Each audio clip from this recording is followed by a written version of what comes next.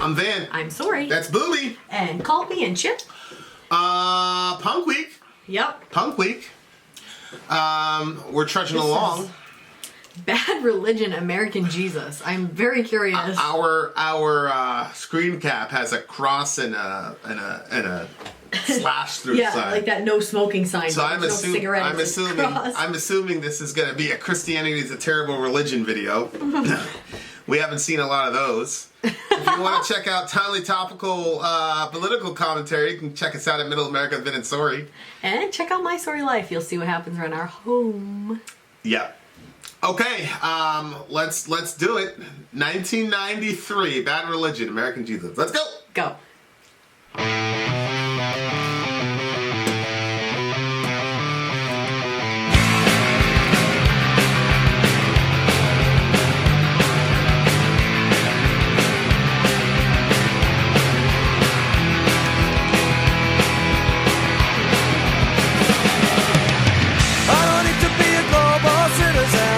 I'm with my nationality. I'm a member of a growing populace. We enforce our popularity. There are things that seem to pull us under, and there are things that drag us down. But there's a power and a vital presence that's lurking all around. We've got the American Jesus, see him on the interstate. We've got the American Jesus, he outbuilt the president's estate.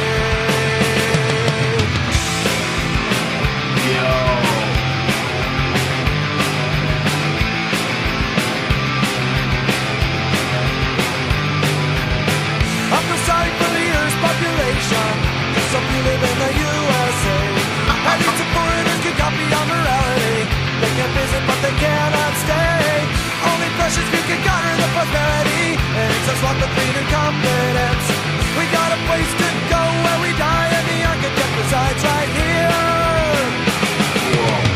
We've got the American Jesus, fostering national faith.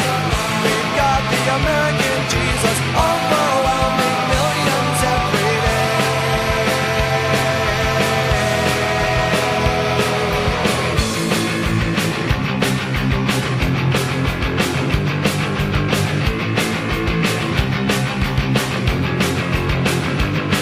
He's a farmer here in fields, the books the army wields, expressions on the faces of the starting millions of power of the man. The fuel that drives the clan, he's the motive and the conscience of the murderer. He's a preacher on TV, the false sincerity, the formula that's written by the big computers and nuclear bombs. The kids with no moms, and I'm fearful that he's inside me. Yeah, we've got the American Jesus, see him on the interstate. We've got the American Jesus, exercising his authority. We've got the American Jesus, bolstering national faith. We've got the American Jesus, overwhelming millions every day. Yeah.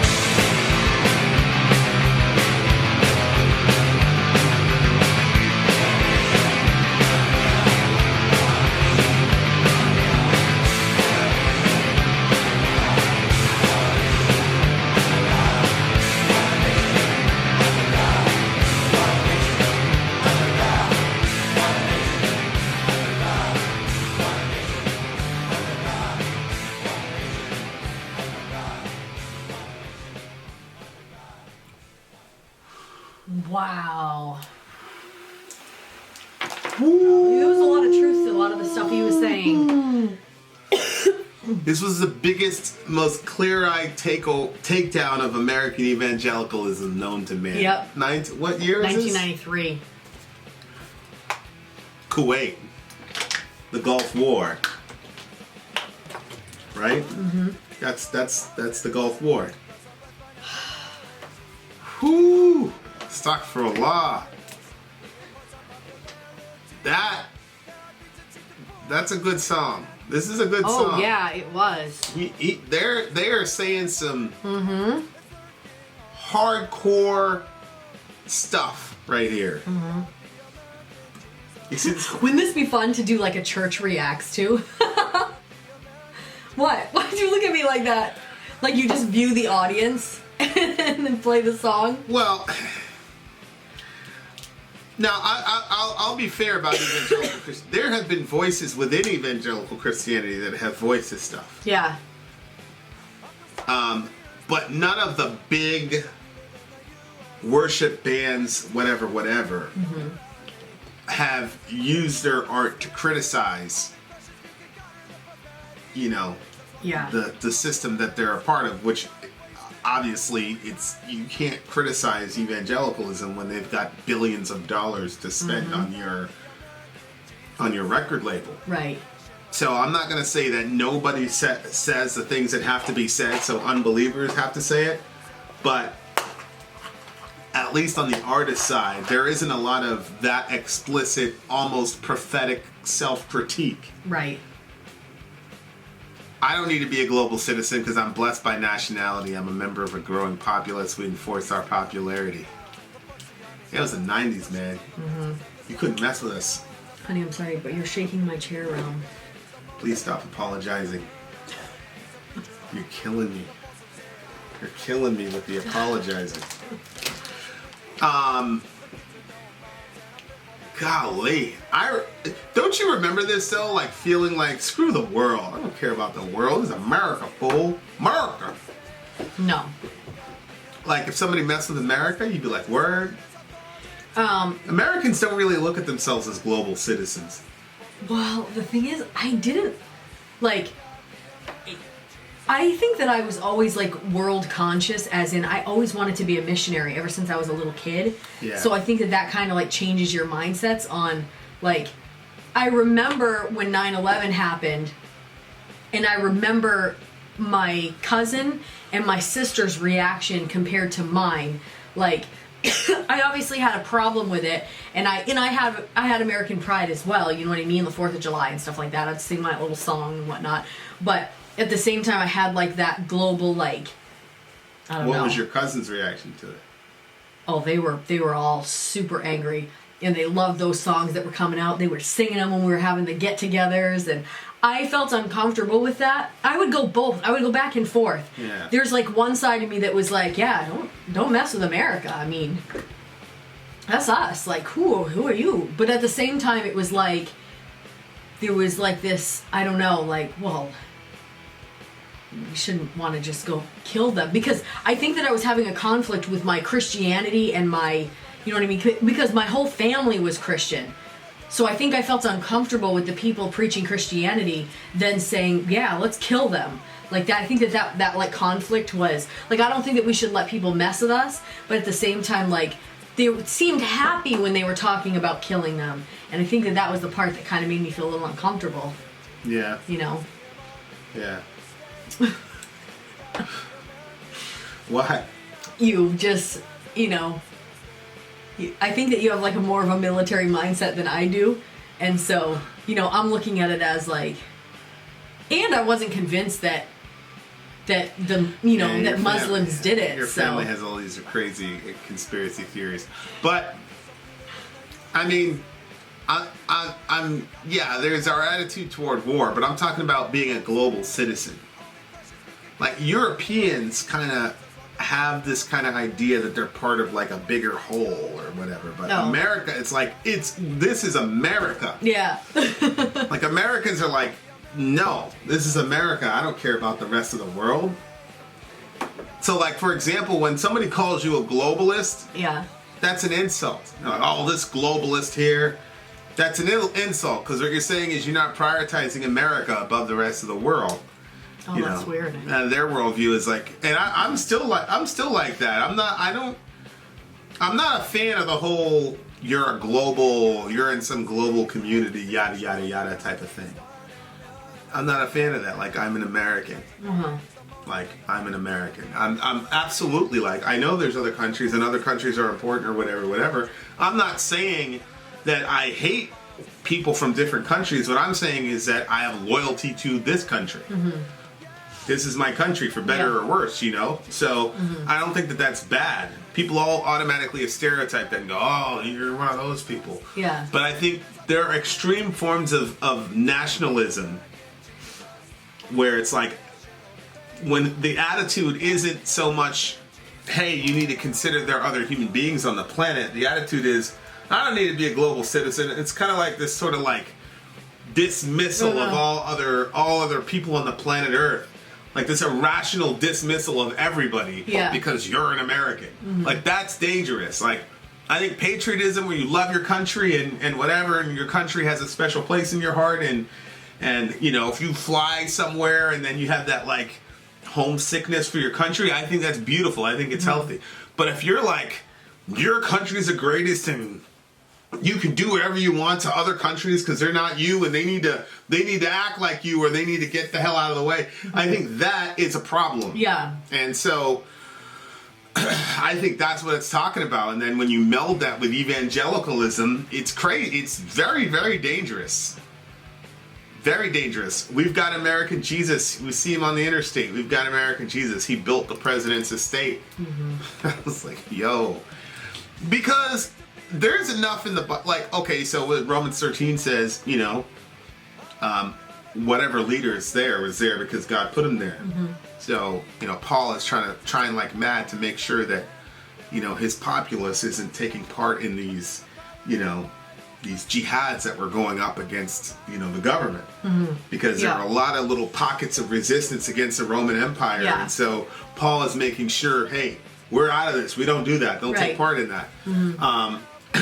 But so when it says, you know, he helped build the president's estate, it's kind of like, well, God put, what is that, Bush 1 is 93? God put him in office. Like, that's a fact. But then that gets taken to, we need to follow him unquestioningly. Like, he's the unquestioned leader, and we should never say anything against him because God is behind the president. You know, and that's not true. Even from a biblical perspective, there's tons of times when the biblical hero speaks truth to power. You know, when John the Baptist speaks against Herod or whatever.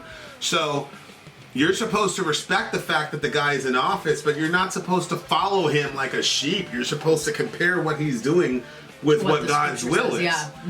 But a lot of American, even, and I was in the heat of this during the Gulf War, because there are all these songs, yakety yak, bomb Iraq, and oh yeah, it was this big thing on the radio or whatever, and me and my brother were singing it, and my mom pulled the car over on the side of the street. She was like, we were talking about killing people. You guys are singing songs about killing people. Of course, my mom spent a good portion of her life in Jamaica, so she didn't feel for America the way that we did. Right. You know, and at the time, she was like, why are we even over there? Of course, it was Kuwait, right? Because Saddam had went into Kuwait and started wrecking the Kuwaiti oil fields. Yep. And so we went in there to defend the Kuwaitis because the Kuwaitis didn't want it with the Iraqis. Because Saddam had already they've been fighting forever against not the Persians, the Iranians. Yeah. So the Iraqis were like hardened soldiers, and the Kuwaitis didn't want any parts of them. Yeah. So then we came over there, you know, on the rescue, and you know, but my mom was like, "Why are we over there? You guys don't even know why we're over there." You didn't know. I was 6 years old. Babe, you know things that, you know. I was 6 years old. I didn't know a damn thing. All I knew was we were doing. That's our team. Yeah. And, you know, there you are. But, so thankfully, my mom was never harmonized her religion with her nationalism. But a lot of that happens in evangelicalism. I feel sorry for the Earth's population because so few live in the USA. At least the foreigners can copy our morality. They can visit, but they can't stay. Yikes. Yeah, I just was thinking about the wall and you can't let, you know. Yeah, they can't stay. Newport, you. Yeah. Yeah. Yeah, you figure, like, if America was so good, then you would be understanding why everybody wants to illegally come into your country. Right? Yeah. Like, you would get it. I had a teacher one time, and she was talking to us about Eurotrash. People? And, yeah, she was an English teacher. I don't know how, she's like, Eurotrash. And it was in Parsippany, New Jersey. And we're like, well, I was like, what's Eurotrash? She's like, all these people that come from Europe and they don't shower and all this and that. So I'm thinking to myself, shit, people in Europe don't shower? What's up with that? Like, that's crazy to me. Yeah. But now if she would have said that, that would have been crazy, right? Yeah. Like some kid would have had her on Oh, yeah. she would have been on YouTube, she would have got fired, and now she would have been like very apologetic. But this is one of those things where like she felt like a green light to be able to talk about an entire continent. Yeah. And attach a slur next to it, Euro trash. I'm like, what in the world? You know what it was? That's crazy. It was English class. Yeah. And you know how English, like, you know how when I write 7 for homeschool, I write that little, and Salo said, why do you write 7s that way? I'm like, well, that's it. That's the English way to do it. Because my mom from Jamaica, there's a whole English contingency in Jamaica because of the whatever, right? And so my mom was like, when she wasn't angry and she was like in her intellectual mode, she spoke the King's English. Really? Oh yeah. Yeah, and like her spelling, you know, all that was like from that side. Yep. So the teacher wrote something on the board and I said, no, that's not right, and then I corrected her. Surprise, surprise. And she goes, well, that's the European way to do it. And I said, well, they're the ones that invented the English language, aren't they? And then everybody started laughing, and then she went on this big tirade about Euro trash and all the rest. Yeah, man. What the heck? Yeah. Jeez. Yeah, and she's the authority figure, so Right. I was like, and my mom, you know, if you weren't black, my mom wasn't very nice to you anyway. So I came home, I was like, yo, mom, da da da da. And she's like, yeah, she's probably right. Oh my gosh. You know, but yeah, it was just You're probably right. it was just crazy. It was a crazy situation.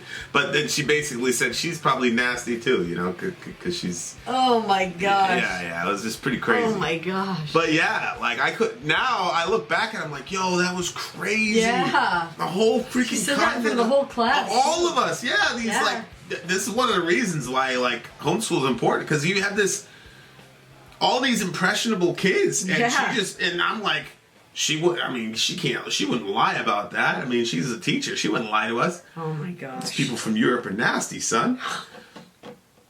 Oh yeah, it was crazy. I couldn't believe it. I'm like, Euro trash. Wow. Okay. Yeah, America. You know what's weird is, first of all, the only thing I ever heard people say negative about Europeans was, I was at the grocery store and I was buying a European cucumber, and I asked the lady that worked there, I said, do these, because they're all packaged in plastic, I said, are these something that's already pre-washed, or is this something that you need to wash? And she goes, well, it's European, so I wouldn't trust it.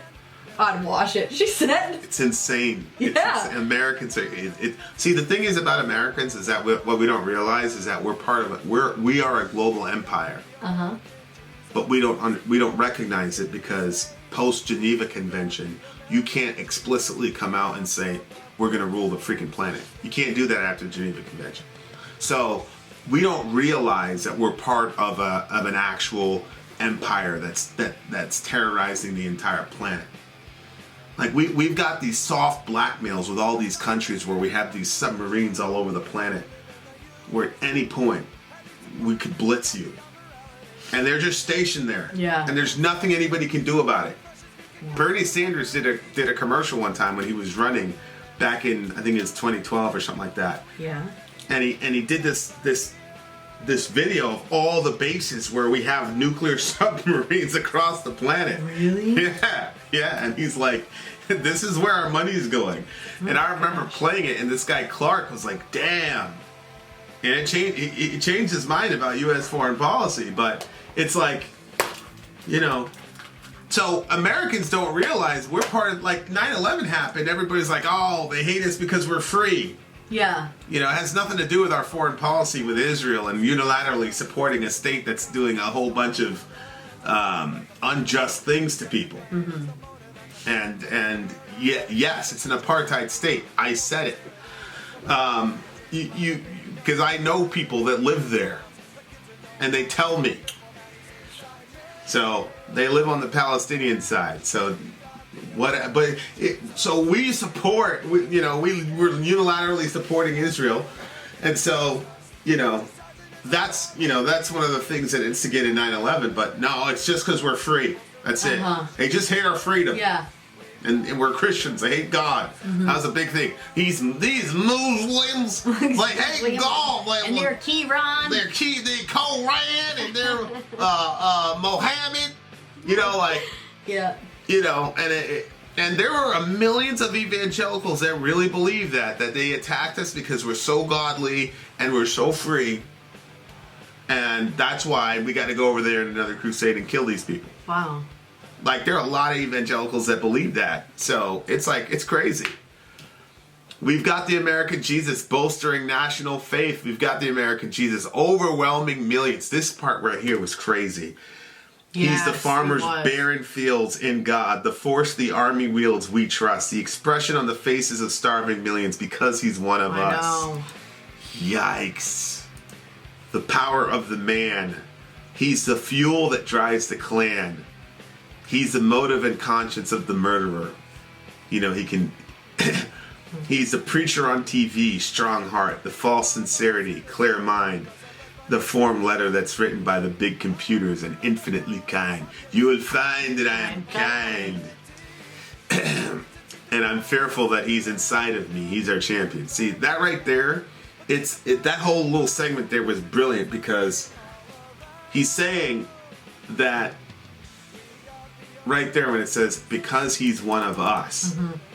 See, a lot of Christians are going to get triggered by this song, but I don't even think that this is a criticism of Christianity. He's saying you have refashioned Jesus to be an American. Mm-hmm. Like, and we know that the authentic Jesus, whatever you believe about him, the historical Jesus wasn't an American. Mm-hmm. So when he says, because he's one of us, he's saying, you guys aren't dealing with the real Jesus. An American Jesus is not the real Jesus. Mm-hmm. So I don't take this as a critique against Jesus or even Christianity. I take this as a critique of Americanism that has is dipped in a, you know how you get these gold plated whatever chairs, and it's really a wooden chair, but there's a gold plate. There's like a Jesus plated Americanism is what we have in evangelicalism. And that's what he's criticizing. He's not criticizing Jesus. I'm not taking this as him criticizing Jesus when he says, because he's one of us. No, I didn't take it as a criticism on Jesus either. Right. I just think a lot of Christians probably, when this came out, probably got triggered and you know, are losing their minds. Well, he kept saying we've got the American Jesus. Correct. Which we all know, like you said, Jesus is not... He's not American. Yeah. That's a big thing, is that you have to recognize that you're part of a global empire. You know, America's an empire. Mm-hmm. Just like the Romans, just like the Medo-Persians, just like it's our time in history now. We're the global empire. Mm-hmm. Those are the facts. Mm-hmm. And so if you know that you're in a global empire, that means that your country is doing horrible things across the globe that you don't even know about. So, you know, and I remember when they were saying that Al Jazeera was a terrorist news outlet. Uh-huh. Now ISIS did. I'm not gonna name the whatever, but there was an actual official news outlet for ISIS, which was terrorist media, but it was birthed out of ISIS. Al Jazeera was not that. Al Jazeera was simply Arabic news, but they would report after we bombed somebody. Mm. So you'd see all these kids or whatever. And I remember listening to Christian radio, and they were calling Al Jazeera a terrorist organization because they were showing things that garnered hate for American troops. So it's like, oh, Al Jazeera shows all these videos of these kids getting blown up. But it's actually what's happening. And they're fomenting all this anger against American troops. So Al Jazeera became this terrorist whatever. Jeez. Yeah, man. That's not right. Yeah. It's like, well, what were they supposed to do? Mm-hmm. Do what Fox and CNN does and cover up the fact that we're killing kids over there? I knew guys that they would draft up proposals like, hey, let's go here and we'll go in and blah blah blah, and those got shot down in favor of the drones. The guys wanted to go and put their lives on the line. Why would they shoot that down? Because the drone's just easier to do. Yeah. And you're not going to have you're not going to have any casualties, but your propensity for hitting civies, it goes almost to a guarantee. Well, yeah. Whereas then you had other guys that were saying, this is what we trained for years. This is what we're at the range for 15 hours a day about. Right. To shoot the shooters and don't shoot the no-shoots. And so many of them got shot down because we got drone technology now, fellas. So it's like, people don't know about that stuff. And then Al Jazeera reports that, 5 kids got, and then what happens on evangelical radio was like, these terrorists, they'll set up in schools and in mosques, which is true. And then when we bomb them, Al Jazeera comes and reports it, so it's just propaganda for the bad guys. And I remember initially listening to it going, yeah, those bastards. What other choice did we have? Of course, we did have other choices. We could send guys in there and go to the school and take care of business. Right. And kill the people that need to get killed. And, but it's like, yeah, or we can drone them and kill the people that need to get killed, and then we can send you to Christian radio to tell people that Al Jazeera was bad for showing the consequences of this drone bombing that you did. Yeah, it's insane. It's pretty crazy. When I saw the part where it was talking about that Jesus basically built the president's estate, it actually made me think about because whenever they came up with anything and they drew up their constitutions or the different things like that, or picked presidents or whatever, it seemed like there at the beginning that it seemed like there was a lot of biblical reason for why they were doing what they did. Slavery was continued on happening, and people used the Bible to justify that. Yeah. So that's what I thought of. I just thought of that. You see what I'm saying? Well, yeah. I mean, at the beginning, all the literature was, was full of references to God and all this other, right? And a lot of them were really sincere. That they just had the assumption that everybody believed in God, and the Virginia Constitution was explicitly talked about our duty to God, and whatever. So America was, there's all this debate, and there shouldn't be a debate. I mean, obviously, the brand of atheism that's around now, they were not that. That's obvious. Were the founding fathers evangelical Christians? Not to the degree that you see in America. But there was definitely understanding about God and church and worship and all the rest of it. But it gets very precarious when you start melding church and state, and you start saying God is on our side in this war. Even in the Bible, when you had Israel, which is God's chosen people, and the guy goes up to this strong angel who's about to go to fight, and Joshua says, what side are you? Are you a friend or your foe? And he doesn't answer the question. He says, I'm the commander of the Lord's army. He doesn't say, yeah, I'm with you guys. He says, I'm with Allah.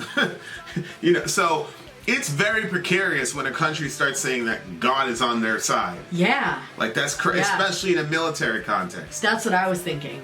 So it was the day before Jericho. This angel was ready to go to war. He's ready to go fight. Yeah. And he's clearly a warrior. Joshua doesn't recognize exactly who or what he is. That story. Yeah. Joshua doesn't recognize exactly who or what he's talking to, but he realizes, whoa, this is a powerful dude. Yeah. Hopefully he's on our side. And the angel answers him and says, I'm the captain of the Lord's host. Yeah.